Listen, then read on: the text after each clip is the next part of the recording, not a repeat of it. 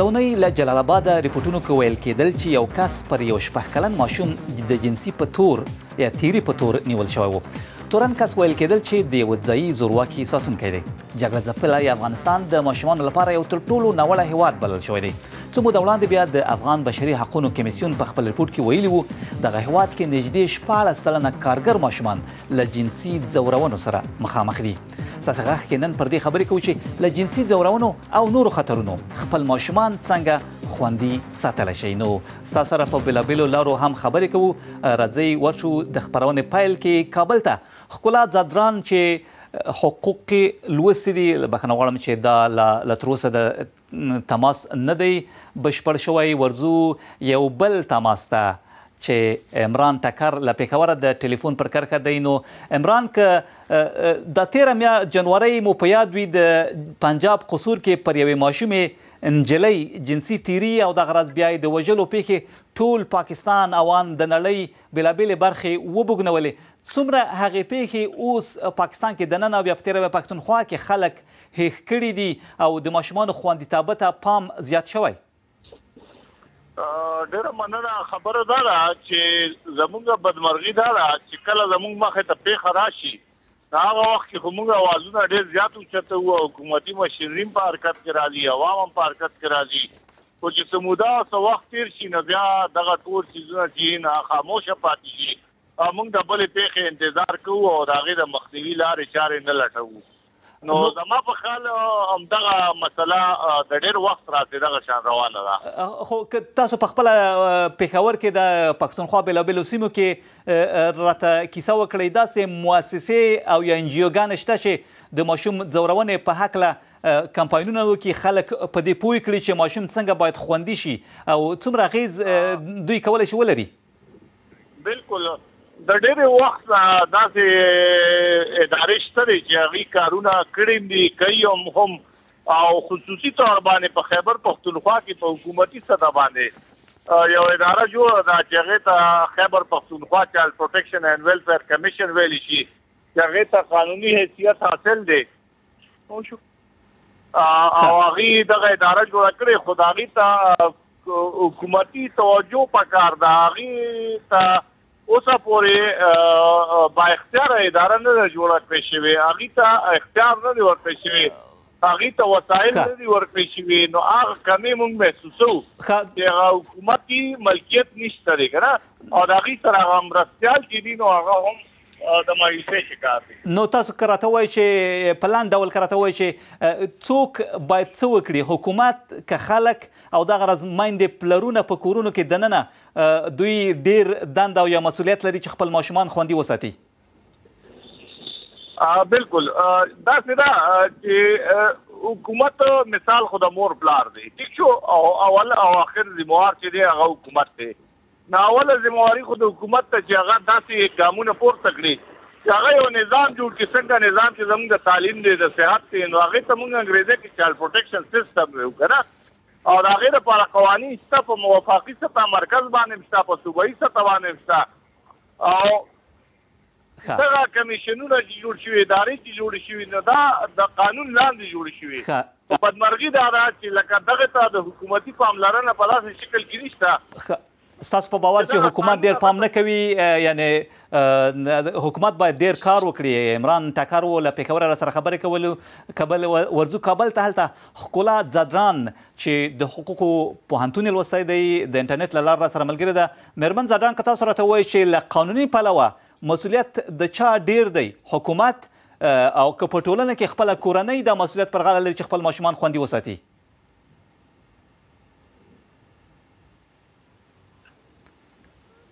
مېرمن زادران، زما غږ تاسو درځي؟ سلامونه. وبخښئ پوښتنه مو تکرار کړئ ومې نه اورېده. نو ما تاسو په خپله حقوق لوستي، قانون مو لوستی دی، له قانوني پلوه که تاسو راته وایئ چې مسؤلیت د چا پر غاړه دی ډېر، حکومت که میندې پلرونه ټولنه کې؟ زه فکر کوم مړي ته په لومړي قدم کې مسؤلیت د کورنیو دی چې خپلو ماشومانو ته د جنسي اړخه تربیه وروښيي. بعضې مسایل ور زده کړي چې مثلا کله چې یو پردی کس یا کوم خپلوان تاسو ته نږدې کیږي او داسې حرکات ترسره کوي چې هغه ستاسو د نارامۍ سبب ګرځي، نو تاسو هغه حرکات پټ مه ساتئ، بلکې د موږ سره شریک کړئ. موږ به د مشرانو په حیث، د پلار او مور، مشر خور، مشر ورور په حیث تاسو ته نه پرېږدو. او په دویم قدم کې مسؤلیت د دولت او د پولیسو په غاړه دی چې کله د جنسي ځورونکو سره مخ کیږي او قضیې ورته راځي، په جدي توګه د قضیې وڅېړي او مرتکبین د په جزا ورته ورکړي. ستاسو په باور لومړی مسؤلیت میندو پلرونه دی، ورپسې حکومت چې باید ګامونه واخلي. ډېره زیاته مننه کوو ښکلا ځدران له کابله راسره خبرې کولې. له بدمرغه چې اوس دمې ته وخت کم پاتې دی، ستاسو غږ خپرونه کې راسره ملګري نن پکې پر دې خبرې کوو چې خپلو ماشومانو ته تاسو څنګه پام کولی شئ. په ټولنه کې ماشومانو د ساتلو دنده د چا ده چې له خطرونو باید وساتل شي. له لږ دمې وروسته بېرته راستنېږو، نو راسره اوسئ.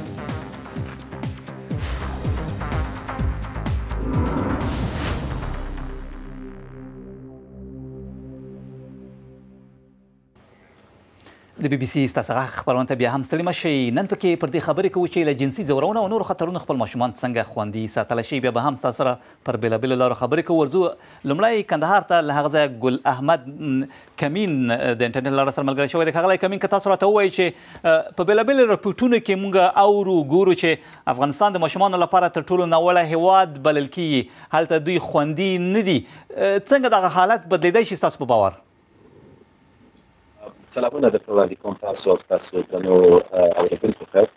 بلکل د ډېرو ستونزو تر څنګ د ماشومانو جنسي ځورونه یوه هغه ستونزه ده چې لا پر ځای پاتې ده او زرګونو ماشومان د هېواد په خاصتاً په کندهار کې له دې ستونزې څخه رنځ وړي. درې عمده عوامل دي چې دا پر ځای پاتې دي او دې ستونزې ته یې نور هم وده ورکړې ده چې هغه فقر دی، بېسوادي ده او جګړه ده. د فقر له وجې اکثره ماشومان چې موږ په یوه فقیره ټولنه کې ژوند کوو، کار ته ضرورت لرو، ډېر ماشومان کار کوي، خو په هغه اندازه باندې کار وجود نه لري چې باید ټول ماشومان هغه کې برخه واخلي او کار وکړي. ځکه نو دوی بېکاره پاتې کېږي او هغه اپشن چې یوازینی اپشن چې دوی لري هغه دا دی چې په ځینو لوبو کې لویږي، هغه یا د جګړې په دواړو غاړو کې ښکېل کسان او یا د سیاسي کاروباریانو په لوبو کې لویږي. او د دې تر څنګ کله چې ښوونځی نه وي، تر څو دوی په هغه عمر کې چې دوی باید ښوونځي ته ولاړ شي یا هلته زده کړه وکړي، دوی بیا همداسې پاتېږي. ستاسو کمین صاحب، ستاسو غږ لږ ډېر ورو راځي. خدا وکړي چې لږ نور هم واورېدی شو. همدغه حالت چې تاسو ورته اشاره وکړه چې ګواکې له بېلابېلو لاملونو له امله ماشومان په خوندي حالت کې نه دي، نو که چېرته تاسو کومه لارښوونې لرئ، یعنې که چېرته تاسو سره واک وای، څه به مو کړي وو چې د ماشوم د خوندیتابه لپاره چاپېریال، هغه ماحول چې دی پکې ژوند کوي، ویې کړئ او خوندي شي؟ موږ لا په جګړه کې ښکېل یو او جګړه د ټولو ستونزو زېږنده ده چې یوه همدغه ستونزه ده چې هغه د ماشومانو زېږېدل دي. بلکل موږ د دې لپاره مختلفې حل لارې لرو چې باید ورباندې کار وشي. افغانستان یو اسلامي ټولنه ده، یو مذهبي ټولنه ده چې د دې لارې څخه موږ کولی شو تر څو په عامه پوهاوي کې د خلکو په ذهنیتونو په روښانه کولو کې او هغه کسان چې په دې مسایلو کې ښکېل دي تر هغو پورې د اسلامي او مذهبي لارې څخه د علمای کرامو د قومي مشرانو لارې څخه دا مسله ورسوو. دومه خبره دا ده چې باید حکومت ځانګړي پالیسیانې د دې لپاره ولري، ځکه دا یو بحران دی، دا یو غټه ستونزه ده او د دې لپاره باید بیلې پالیسیانې تګلارې وجود ولري چې په څنګه شکل باندې دا مسله حل کړي. زه یو مثال تاسو ته ووایم. یو کس په دې جنسي د ماشومانو جنسي ځورونې کې تورن شوی و او بیا مجرم ثابت شو. هغه تر اخري ورځې پورې چې دی بندي کېدی، په دې نه و خبر چې دا د افغانستان په قانون کې هم جرم دی. نو دا په دې معنی چې موږ له عامه پوهاوي ته خلکو پورې نه دي رسولی او ذهنیتونه مو نه دي روښانه کړي. نو ډېره مهمه ده چې ستاسو په باور تر ټولو یو له مهمو کارونو دا دی چې عامه پوهاوي لپاره کار وشي او خلک په دې پوه شي چې څه او څه کړه جرم دی او څه باید وشي او د هغو د مخنیوي لپاره څه کارونه پکار دي. ډېر زیاته مننه کوو. ګل احمد کمین و له کندهاره راسره خبرې کولې. ورځو مصطفی نور په کابل کې د رسا وړکتون بنسټ ایښودونکی دی. ښاغلی مصطفی که تاسو راته ووایئ خپل لومړی خپرونې ته ستړي مه شئ، ستاسو په څېر ټولنې او ادارې که چېرته وي د ماشومانو د خوندیتوب لپاره څه کولی شي؟ سلامونه تاسو ته د تلویزیون ټولو لیدونکو ته ډېره مننه.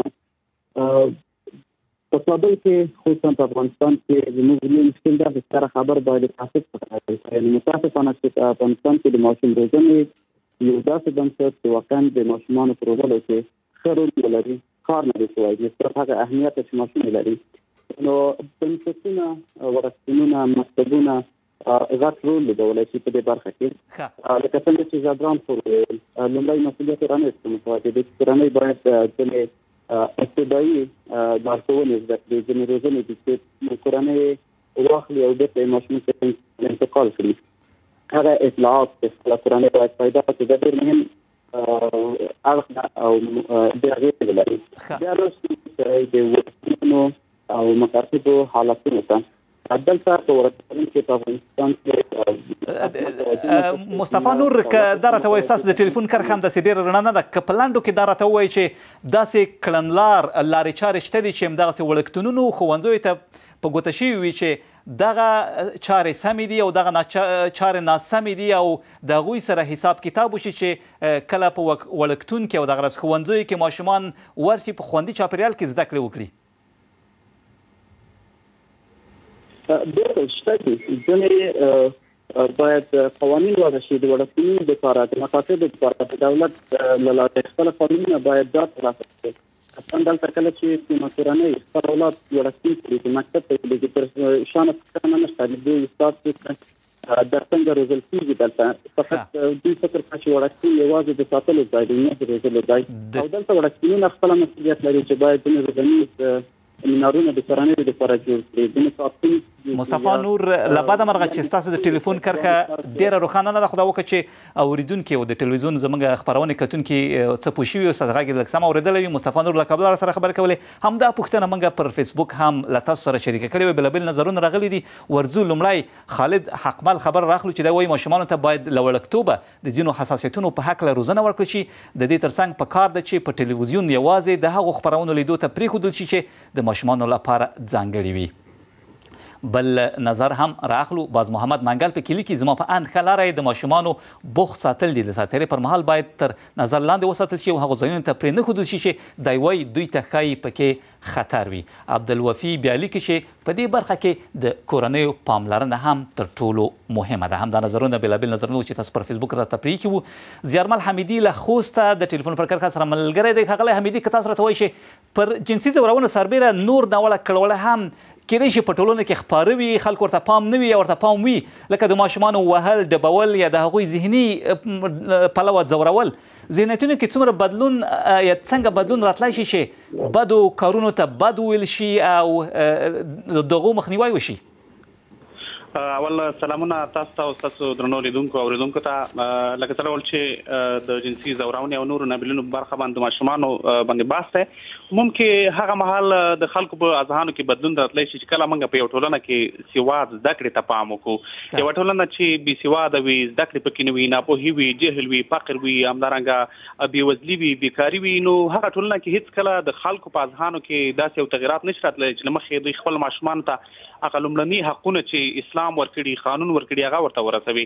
نو په دې برخه کې ګرام هم هغه څوک دي چې د ماشومانو په حقونو برخه کې کار کوي، لا هم دوی په دې نه دي توانېدلي تر څو د خلکو په اذهانو کې بدلون راولي او دغه ناخوالې چې اوس هم د ماشومانو په برخه کې روان دي، ځورول کېږي، همدارنګه شاقه کارونه پرې کېږي، نور بېلابېل بدو پېښو سره دوی مخ کېږي، لا هم نه دي کابو شوي. اوس هم په افغانستان کې ډېری ماشومان دي چې د شاقه کارونو څخه رانځوري، همدارنګه جنسي ځورونو سره مخ کېږي، او بېلابېل نور موارد دي چې قاچاق کې ورنه استعمال کېږي، همدارنګه په بېلابېلو امنیتي پېښو کې ورنه استعمال کېږي چې همدغه اشارو ته چې تاسو اشاره وکړه په نظر مو نیمګړتیا تر ډېره چیرې ده په کورنیو کې دننه، او که د حکومت چوکاټ کې یا قانون جوړونه کې نیمګړتیاوې دي چې خلکو ته ووایي چې دغه کار ناسم دی، که چېرته دا کار وشو کېدای شي هغه کس محاکمه شي او یا حساب کتاب ته ور وکاږل شي.